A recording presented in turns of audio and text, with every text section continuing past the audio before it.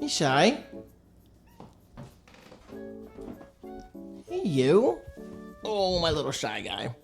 Yeah, you can chill right here. You can watch me pick up my physical PlayStation 5 game.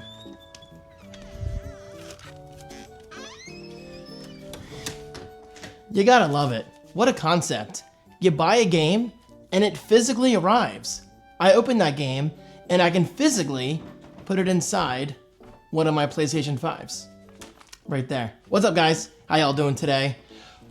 My name is David DeFranco, and welcome back to what I like to call a mini obligatory vlog. Shiloh's got that kind of cat hair that just sticks to your face after you pet him. But I can't walk by a cat and not pet him or her. Anyway, guys, today is, honestly, today's game is not very exciting. Like, it's not that exciting at all, at all. But I'm using this as an example to further demonstrate the importance, the critical importance of supporting physical video games. I've been a gamer since I was just a little sperm cell. Okay, not literally. Actually, kind of if you think about it. Trying to find that exit, like an escape room, and here I am. Okay, but seriously, I just love video games, always have. And for me, collecting video games is a big deal. Not for everybody, though. You know, not for everybody, and that's fine. I completely respect that. Not everyone cares about having a physical collection. Me, I've made it very clear. It's important to me, because look, I've got all my classic consoles down here. Bunch of plushes, but we don't need to focus on that right now. Games, more games, and more games. I have hundreds of physical video games down here in my basement because this is quite literally my childhood. Growing up, I didn't have the convenience of instantly downloading a video game and playing it. And by instantly, I mean, of course, you have to wait, you know, as per your internet connection speeds. And by convenience, I mean, yeah, it is nice being able to download a game and play it right away. But for me, it's more important owning a game. Physically owning a game and calling it my own. So, what did I buy? If I can get this open.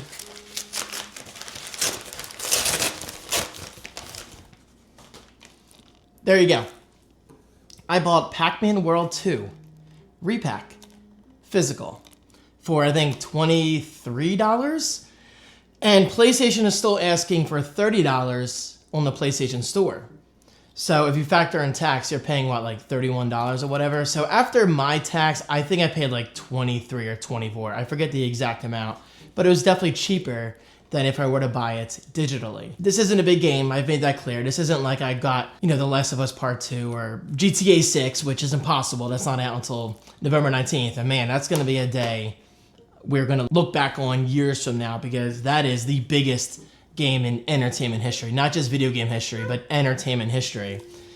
And ironically, I'm buying that digitally, mainly because I can play it right there at midnight. And yeah, I could have bought the physical edition, but there is no true physical edition. You're literally buying a case with a code inside that case, which is kind of dumb, not gonna lie. Now, ironically, I ordered this a week ago. This is like one of those rare instances where Amazon, for whatever reason, took a while. And as you probably saw from the intro of this video, it came from UPS, and I don't know why.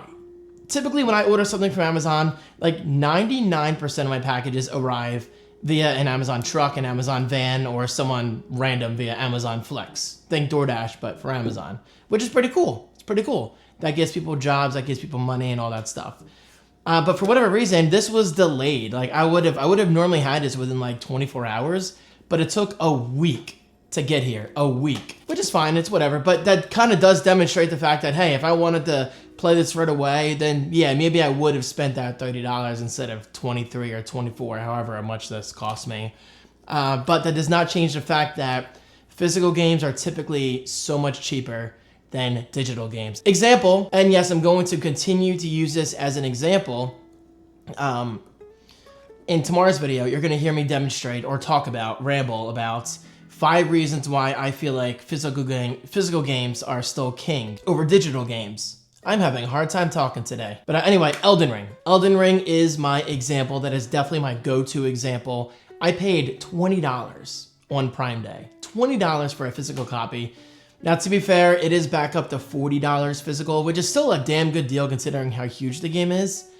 And it's selling for $60 on the PlayStation Store. Now, what if you paid full price, $60 for that game, and you didn't like it? Do you really think Sony's gonna give you your money back after you played it for like 5 or 6 hours and you decide, this game's not really for me?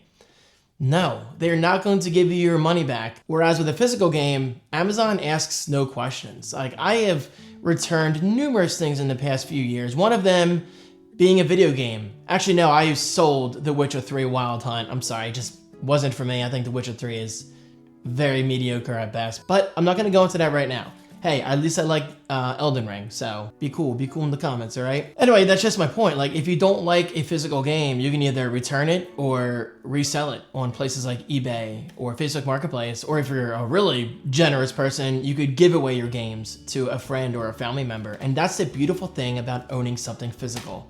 It's yours until you no longer want it to be yours. You can hand it off to someone else, you can sell it, you can return it to Amazon, Best Buy, wherever. But with a digital game, if I paid $30 for this, you really think Sony would take my money back? Or sorry, give my money back? Probably not. And I'll be talking about this more in detail in tomorrow's video. Again, I'm going to detail my 5 reasons why I believe physical games will always be better than digital games. And by the way, I'm not completely against the convenience of digital. Like, I really enjoy downloading some games. But when I can get a game at a discount, a physical game at that, then I'm usually gonna go that route because I'm not exactly made of money. Oh, and by the way, ironically, this was technically free.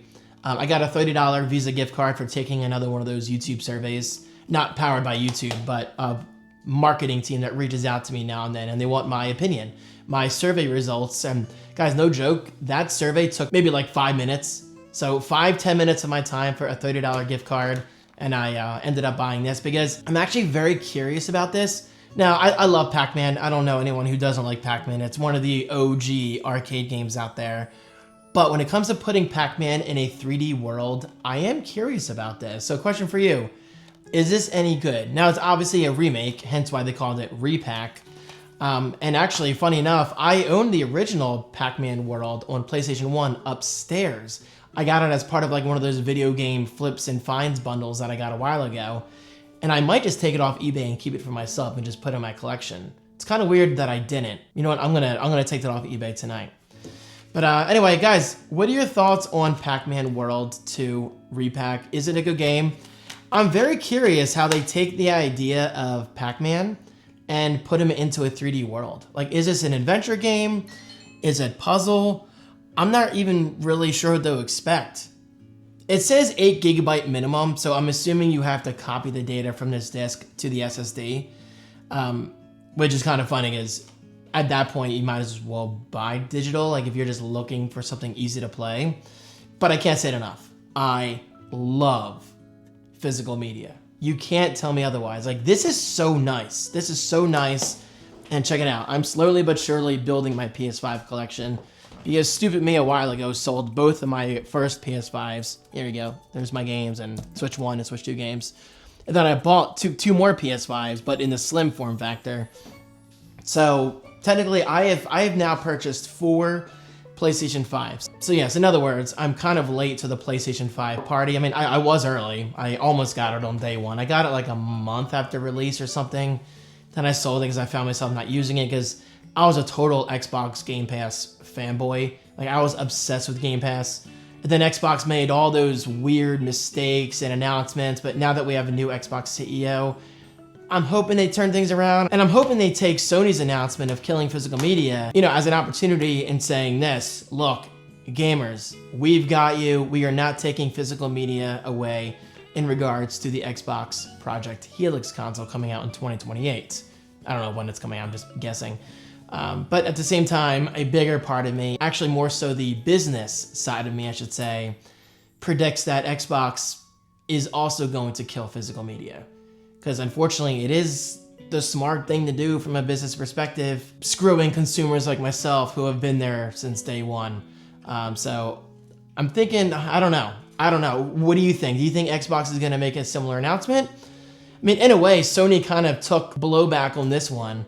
Now Xbox is going to get sloppy seconds in a way. So I don't know.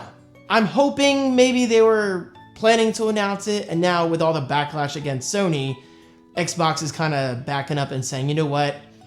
Maybe we shouldn't kill physical media. I mean, they still got plenty of time.